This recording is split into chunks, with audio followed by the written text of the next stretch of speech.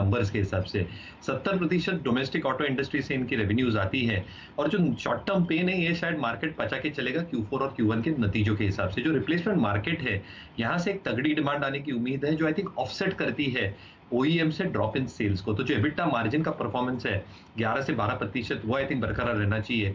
Return ratios बहुत तगड़े हैं, डिविडेंड यील्ड जैसे आपने कही आई थिंक काफी तगड़ी भी है। तो I think this is one of the leaders in the space. हमें लीडर्स काफी पसंद आते हैं, तो मैं आपके राय के साथ बिल्कुल सहमत हूँ। भाग रहे हैं सारे के सारे स्टॉक्स। एनआरबी बेयरिंग 18% ऊपर है, हिमाद्री में 10% का अपर सर्किट लग चुका है। दिखाइए डायरेक्टर साहब वो स्टॉक, और उसके बाद रेन इंडस्ट्रीज भी दिखाइए। ये 3 स्टॉक देखिए बाजार खुलने के बाद आपको बताए गए, और उससे पहले जो स्टॉक्स आपको बताए गए, देखिए कल का खिलाड़ी आज में शांति गेयर्स में 16% की तेजी देखने को मिल रही है। टेक्समैको रेल जो आज नीरज की टीम में था 15% ऊपर है, और 10% ऊपर इंद्रप्रस्थ मेडिकल का स्टॉक पहुंच चुका है। तो मिड कैप्स में देखिए एक्शन खूब तगड़ा है। आप सेंसेक्स निफ्टी को छोड़ दीजिए क्योंकि ये वॉलेटाइल होने के बाद देखिए फिर ऊपर ही जाएगा, घबराने की कोई बात नहीं है, क्योंकि 350 पॉइंट ऊपर देखिए इस समय बैंक निफ्टी ट्रेड करता हुआ आपको नजर आएगा। और क्या गजब का मूव देखने को मिल रहा है। इक्विटास, मुझे याद है उज्जीवन की बात राजेश सतपालविया साहब कर रहे थे, देखिए ये भाग रहा है। येस बैंक 6% ऊपर है। HDFC bank top 5 FNO gainers में इस समय शामिल है, और TVS और टाटा मोटर की बात भी हो रही थी, देखिए ये भी बढ़िया प्रदर्शन आज के सत्र में दिखा रहे हैं। इन्फोसिस नतीजों से पहले देखिए मंदी करने वाले लगता है फंस गए हैं। 3.5% की तेजी देखिए यहां पर देखने को मिल रही है। आज बाजार बंद होने के बाद इनके नतीजे आएंगे। एक बार FNO के लूजर्स के बारे में भी बता दूं, इंटरग्लोब एविएशन 3.5% नीचे इसलिए ट्रेड कर रहा है क्योंकि विमान सेवाएं अभी शुरू नहीं हुई है। तो सबसे ज्यादा जो गिरा हुआ स्टॉक है FNO में वो दरअसल इंटरग्लोब एविएशन है। आई एम श्योर स्पाइसजेट में भी गिरावट देखने को मिल रही होगी, उसको भी लाइएगा डायरेक्टर साहब। लेकिन मिड कैप्स में शैल जी एक्शन तो वहीं पर ही है, वहीं पर नजर रखी जाए। बताइए अगला शेयर कौन सा है? हेमंत जी, बहुत जबरदस्त गर्म हवा आपको नॉर्थ में चलती हुई दिखेगी। सारी जो हमारी समर थीम है वो आपको बहुत जबरदस्त तरीके से बढ़ती हुई दिखेगी। सिर्फ एक ही स्टॉक पर ध्यान दीजिए, वी गार्ड। यहां पर हम लोगों ने एक ब्रेकआउट पकड़ा था फ्राइडे के दिन, और वो आपको अब बहुत अच्छी तरीके से तूल पकड़ता हुआ दिखेगा। लगभग 180 का इसमें आपको प्राइस आता हुआ दिख रहा है, और आज का सर्किट 200 रुपए है। यहां पर आप ट्रांसफॉर्मर्स बनाती है ये कंपनी, जो हमारे घरों में लगते हैं, फ्रिजेस के साथ, एयर कंडीशनर्स के साथ, टेलीविजन्स के साथ। और अब आपके सामने 8% तेजी है, बेहतरीन तरीके से। लगभग 2,40,000 शेयर इसमें ट्रेड हो चुके हैं।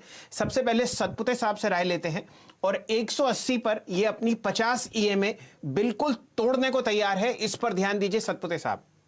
बिल्कुल सही कहा शैल जी आपने कि ये अपना 50 डे में तोड़ने के देखिए कोशिश कर रहा है, और तोड़ी देगा। यस, तोड़ दिया। देखिए 185 कर दिया है। इसका नेक्स्ट पड़ाव जो होगा शैल जी, ये 100 DMA का एक इंट्राडे में रेजिस्टेंस लेके काम करूंगा। 197 के आसपास है। अगर मैं गलत नहीं हूं तो जिस तरह से स्विंग है, ये 20% सर्किट जो आपने कहा 200 के आसपास बैठता है, तो आप ये पकड़ के चलिए कि फ्रॉम करंट लेवल अगर किसी को ट्रेड लेना है तो 197 एंड 200 इस रेंज का टारगेट लेके काम करे। इट्स अ क्लियर कट बड़ा मुंह देने की तैयारी में है। ब्रेकआउट है, रेंज ब्रेकआउट है। स्टॉप लॉस जो होगा अभी आपको, जो जैसे कि 181 की बात हो रही थी, तो स्टॉप लॉस आपका 179 का होगा। 179 के स्टॉप लॉस के साथ लॉन्ग करें, और इस price target of 197 and 200। Ji shot put साहब, जैसे ही आपने अपना प्राइस टारगेट दिया है, देखिए जो कल की वॉल्यूम थी फ्राइडे की, वो अब आपके सामने टूटती हुई दिखेगी। आपके सामने अब 4,35,000 शेयर ट्रेड हो चुके हैं, और 190 का प्राइस एकदम आपके सामने स्क्रीन पर आता हुआ। तो जिस हिसाब से यहां पर आपको सर्किट कैंडिडेट्स मिल रहे हैं, इस पर भी ध्यान दीजिए। 200 रुपए का इसका ऑलमोस्ट सर्किट आपको आता हुआ दिखेगा। थोड़ी देर समय पहले हम हिमाद्री केमिकल्स पर चर्चा कर रहे थे, रेन इंडस्ट्रीज पर आपसे बात हुई, एनआरबी बेयरिंग्स पर आपको दिखाया गया, और अब आप देखिए वी गार्ड इंडस्ट्रीज के शानदार तरीके से आपके सामने बढ़ता हुआ दिख रहा है। ये आपके सामने लगभग 188 रुपए के आसपास चलता हुआ चलेगा। और अब देखिए जो हेमंत जी सुबह से स्टॉक बता रहे थे, जेके पेपर, इस पर नजर डालिए। ये स्टॉक में आपको बहुत अच्छा ब्रेकआउट आता हुआ दिखेगा। डायरेक्टर साहब दोनों स्टॉक्स साइड में रखिए, वी गार्ड और जेके पेपर। यहां पर 98 का प्राइस थोड़ी देर पहले था, हल्का सा इसमें आपको लाल निशान दिख रहा है, लेकिन शायद ये मौका है बहुत अच्छी तरीके से इसको लेने का। ये स्टॉक भी आपके सामने लगभग 50 EMA के आसपास ट्रेड कर रहा है। बेहतरीन वॉल्यूम और प्राइस एक्शन दोनों आपको वी गार्ड इंडस्ट्रीज और जेके पेपर में देखने को मिल रहे हैं। दोनों स्टॉक्स एक के बाद एक रखिए, डायरेक्टर साहब, जी हाँ, ये देखिए और आपके सामने ये है CNBC आवाज की बुलंद आवाज कि जिस स्टॉक पर चर्चा होती है वहां पर आपको एक अच्छी तेजी आती हुई दिखती है। हेमंत जी, ठीक बात है। तो देखिए वी गार्ड मुझे ज्यादा समझ में आ रहा है, वो इसलिए है क्योंकि समर सीजन जैसे ही देखिए शुरू होती है, फ्लक्चुएशंस जो है वो बहुत जोर से शुरू हो जाती है। जेके पेपर तो देखिए हम शैल जी कितने दिनों से कह रहे हैं सबसे खरीद लीजिए। देखिए जिन्होंने भी ये 40-50 रुपए के लेवल पर खरीदा, मैं एक लिस्ट ऐसी बना रहा था जो कौन कौन से स्टॉक्स हैं जो अपने लोज से डबल हो गए हैं। ITI 100% बढ़ गया अपने लोज से, वेंकीज 97% बढ़ गया है। जेके पेपर का नाम भी देखिए, RCF 77% अपने लोज से देखिए बढ़ा है। जेके टायर जैसे स्टॉक 66% बढ़े हैं।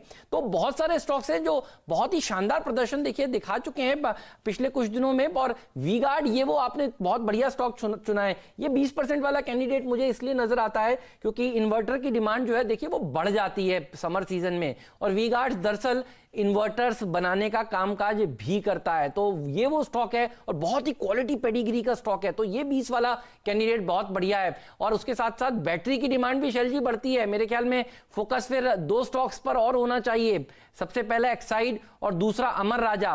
तो वी गार्ड जब जब चलता है वो अकेले नहीं चलता, देखिए अपने साथ बैटरीज को भी लेकर जाता है। और हमने सबने नॉर्थ में अनुभव किया है कि जनरली बैटरी की मांग खूब बढ़ जाती है और कई लोग लॉकडाउन में अपनी इन्वर्टर्स की मरम्मत भी देखिए नहीं करा पाए हैं और जनरली समर सीजन के आसपास देखिए बैटरीज गिव अप कर देती हैं। इसलिए ये वो 2 स्टॉक्स हैं जो फोकस में आपके रहने चाहिए वी गार्ड के साथ साथ।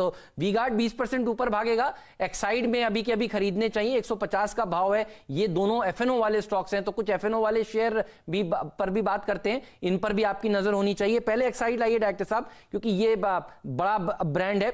एक बार बात कर लेते हैं इस पर राजेश पालविया जी से। पालविया साहब, एक्साइड आपको कैसा लगता है, अगला पड़ाव क्या है इसके लिए? भाग रहा है देखिए खुलने के बाद, धीरे धीरे करके चलना शुरू कर दिया है।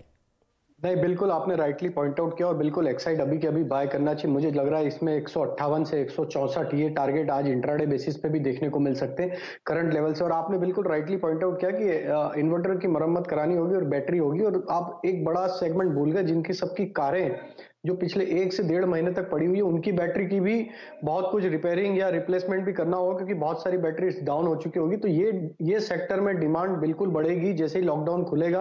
बहुत सारी गाड़ियों में व्हीकल्स में बैटरीज भी चेंज करानी होगी। तो मुझे बिल्कुल 158 164 ये 2 टारगेट के लिए एक्साइड बाय करना चाहिए। करंट लेवल से 147 का स्टॉप लॉस रखना चाहिए। बिल्कुल, तो ये कॉल आपके लिए आती हुई फिलहाल इन बैटरी कंपनीज पे। तो पावर सेक्टर्स में बहुत जबरदस्त तेजी आप फिलहाल आते हुए देख ही रहे हैं।